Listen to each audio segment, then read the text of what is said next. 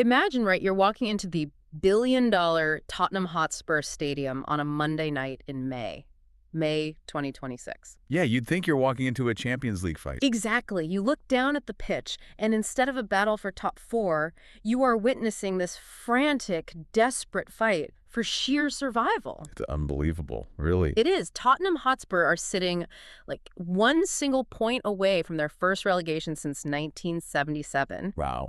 And looking down at all this chaos from the absolute safety of mid-table is Leeds United. Which completely subverts everything we expect from this fixture, right? Yeah. The historical gravity of the Premier League has just been, well, entirely reversed. Totally upside down. Yeah, and it completely changes the psychological landscape of this matchup. That is the exact reality we're breaking down today.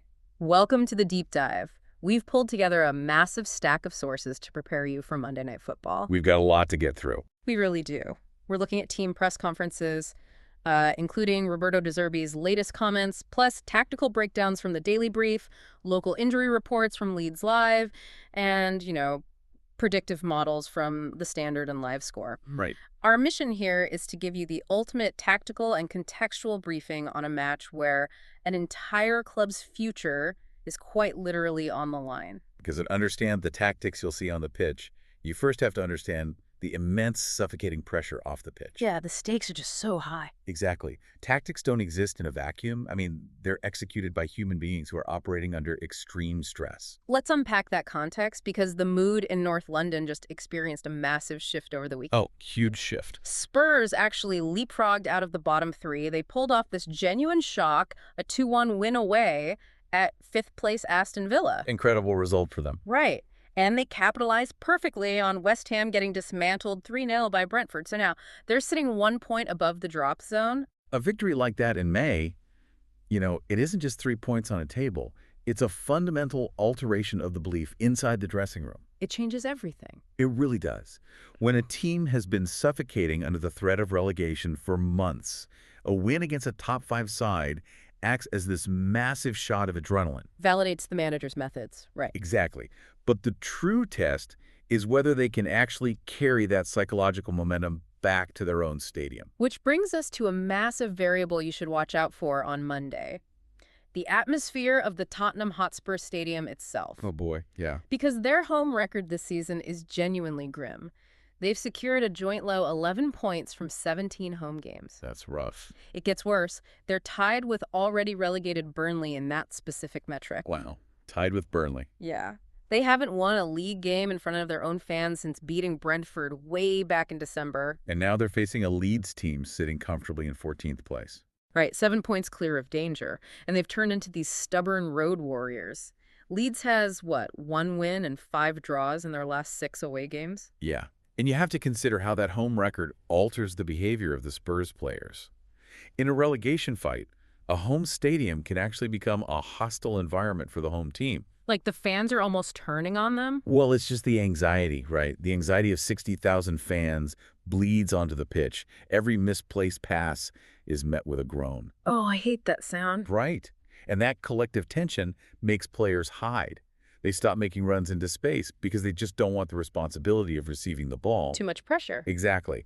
Contrast that with Leeds, who specialize in grinding out those away draws. Leeds can sit back, absorb the nervous energy of the stadium, and simply wait for Tottenham to make a mistake born of sheer anxiety. And how Roberto De Zerbi is attempting to manage that anxiety is what makes this match so wild to analyze. It really is fascinating. Normally, when a team is paralyzed by the fear of relegation, right, a manager will pack the defense, tell them to sit deep, clear the ball into the stands. Just pray to scrape a 1-0 win on a counterattack. Exactly. But De Zerbi has instituted the exact opposite philosophy. He's turned Spurs into these highly aggressive pressing machines. Yeah, the Opta numbers highlighted in the Daily Brief are staggering, frankly. They really are. Spurs are now winning possession in the final third 5.3 times per game under De Zerbi, which is a massive jump from 3.7 before he got there. That numerical jump represents a complete philosophical overhaul. Increasing final third regains to 5.3 means they are actively hunting the ball deep in the opponent's territory. Rather than just waiting for it. Exactly. De Zerbi's foundational belief is that abandoning your footballing principles when you're under pressure is a guaranteed way to fail. Huh. If you just clear the ball aimlessly, you just invite continuous waves of attacks. Right. It just comes right back at you. Exactly. By aggressively pressing high and forcing turnovers, you control the geographical location of the game. You're keeping the ball as far away from your own fragile defense as possible. But executing a high press in a relegation dogfight, I mean, that requires a very specific profile of player, right? Which explains the January rivals. Oh, definitely. Conor Gallagher is sort of the poster child for this system. Zerbi was raving about him in the press conference, saying that when Gallagher plays well, it's literally like playing with 12 men. He's the absolute engine of that 5.3 stat, just constantly harassing the opposition. But the player who absolutely fascinates me in this tactical setup is Joao Palhinha, who came in on loan from Bayern Munich. Oh, Palhinha is the structural linchpin of everything De Zerbi is trying to build there. It's crazy because he ranks second in the entire Premier League for total tackles with 100. And the reports highlight his raw passion, like he's visibly high-fiving teammates after making crucial tackles. You need that energy in a relegation fight. You really do. But it's not just his tackling. The Daily Brief zeroes in on how De Zerbi uses him in possession. De Zerbi frequently drops Palhinha deep during build-up play, slotting him in essentially as a right-sided center back. Right. And to understand why that works, you have to look at the geometry of a pressing trap. Okay, walk us through that. De Zerbi is using Palhinha to bait the opposition's forwards. By dropping this physically imposing combative midfielder into the defensive line, he is daring the opposing attackers to sprint forward and apply pressure. Oh, wow. So he wants them to attack him. Exactly. If you can draw the Leeds forwards out of their rigid defensive shape, Palhinha suddenly has passing lanes to push the ball down the wing or, ping a stretching pass across the pitch to someone like Maddison. So it's using ball retention not just for safety, but as an offensive weapon. Right, to actively disorganize the opponent. But hold on, let's look at this from a risk-reward standpoint. If Palhinha drops into that right center back spot, baits the press, and then misplaces the pass. It happens. Right, or gets dispossessed because he held the ball half a second too long, there's absolutely zero cover behind him. None. Isn't De Zerbi basically handing Leeds the exact type of high-value scoring chances that get teams relegated? It feels like trying to walk a tightrope in hurricane force winds. It is the definition of high-risk football, I'll give you that. But consider the alternative. Which is? If Spurs play it safe and pump long balls forward, they lose possession and have to defend for 80 minutes against a Leeds team that loves to counterattack. That sounds exhausting. It is. By taking calculated risks in the buildup, De Zerbi forces the opponent to play on his terms. And he relies on Palhinha specifically because the man is practically immune to panic. Ice in his veins. Truly. De Zerbi mentioned in his press conference that he needs, quote, reliable people. He wants players with Palhinha's attitude, passion, and spirit, because you cannot ask a nervous player to hold the ball at the edge of his own penalty box while two forwards are sprinting right at him. No, a nervous player is just going to boot it into the stands. Well, that aggressive tightrope walking strategy is about to collide with a Leeds team that presents a completely different puzzle. Yeah, this clash of styles is fascinating. Let's pivot to the Leeds blueprint, because Daniel Farke orchestrated a tactical shift mid-season that essentially saved their campaign, right? And it perfectly equipped them to handle these high-pressing teams. Farke's tactical evolution is a masterclass in pragmatism, and it's uniquely suited to frustrate the exact style De Zerbi is attempting to implement on Monday. So according to the analysis back in November, Leeds were getting just carved up by Manchester City, down 2-0 and looking completely lost. Yeah, that was a rough first half. But Farke made a massive season-defining call at halftime. He totally abandoned their standard 4-3-3 formation and switched into a 3-5-2 system. Which changed everything. It really did. It relies heavily on wingbacks, Jadon Bogle and James Justin, alongside this highly protective midfield base anchored by Mauro Tanaka and Ethan Ampadu. With former Spurs player Joe Rodon operating at center back. Right. And up top, Dominic Calvert-Lewin has been absolutely thriving in this system, bagging 12 league goals this season. If we break down the underlying mechanics of that 3-5-2 against a high press, you really see the brilliance of the matchup. Because of the central block? Exactly. De Zerbi wants Spurs to press high through the center to win those 5.3 possessions we talked about. But Farke's system creates a massive five-man block right in the middle of the pitch. So it's three center backs shielded by Ampadu and Tanaka. Right. And that central density is incredibly difficult to press through cleanly. So if you're watching this match, think of the Leeds 3-5-2 structure like the crumple zone of a modern car. That's a great analogy. Right. It's specifically engineered to safely absorb the high-speed, aggressive impact of De Zerbi's pressing attackers. That five-man central block takes the brunt of the initial pressure, stops the momentum, and then safely disperses the ball out to the sides. Where the wing-backs, Bogle and Justin, act as escape valves waiting in the clear. It is a highly accurate way to visualize it. Once the ball is cycled out to the wingbacks, the Spurs press has been bypassed entirely. And then Leeds can strike. Yeah, they transition rapidly, usually by hitting Calvert-Lewin as a direct focal point. It's a system naturally designed to absorb pressure and then strike precisely when the opponent is overcommitted defensively. But there is a glaring flaw in that escape mechanism coming into this specific match. A massive piece of the Leeds counterattack is missing. Yeah, this is huge. Leeds Live reported that Noah Okafor is out with a right calf issue. This is a crucial absence. Okafor scored 6 goals in his last 7 Premier League appearances. He's been on fire. He really has. He provides the raw speed. If Calvert-Lewin is the physical target man holding the ball up, without Okafor's blistering pace running into the channels, doesn't Leeds lose their ability to stretch the field vertically? Oh, absolutely. That absence fundamentally alters the geometry of the pitch. A speedster like Okafor forces opposing center backs to drop deeper. Because they're scared of getting beaten over the top. Exactly. They're terrified of a ball being played over their heads into open space. But without that vertical threat, the Spurs defenders don't have to retreat. They can just push up. Right, they can push their defensive line all the way up toward the halfway line, which severely compresses the midfield space where Leeds wants to operate. Making it even harder for Leeds to get out. Exactly.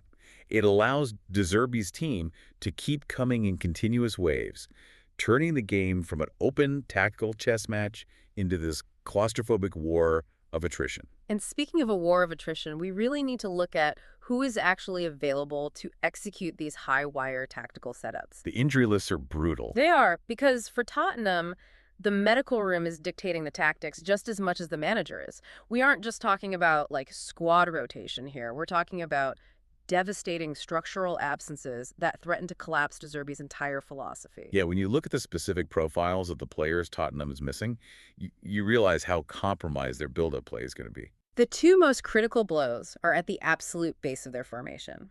Their first-choice goalkeeper, Guglielmo Vicario, is out after hernia surgery. Which means Anton Kinski has to start in goal. Under immense relegation pressure. And just in front of him, they're missing their primary ball-playing center back, Christian Romero. Another massive loss. So how does losing your keeper and your best center back dismantle a system that relies on baiting a high press? Well, it shatters the foundation of that pressing trap we discussed earlier. If De Zerbi wants to play out from the back, the goalkeeper isn't just there to stop shots.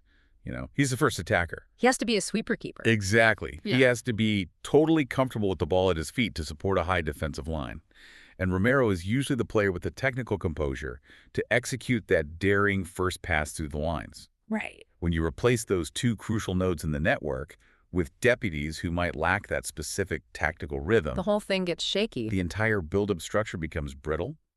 One moment of hesitation from Kinski, Yeah. the tightrope snaps. There is one glimmer of creative hope on the injury report for Spurs, though it comes with a pretty massive caveat.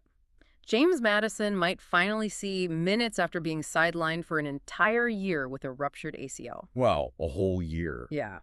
But De Zerbi was incredibly cautious in his press conference.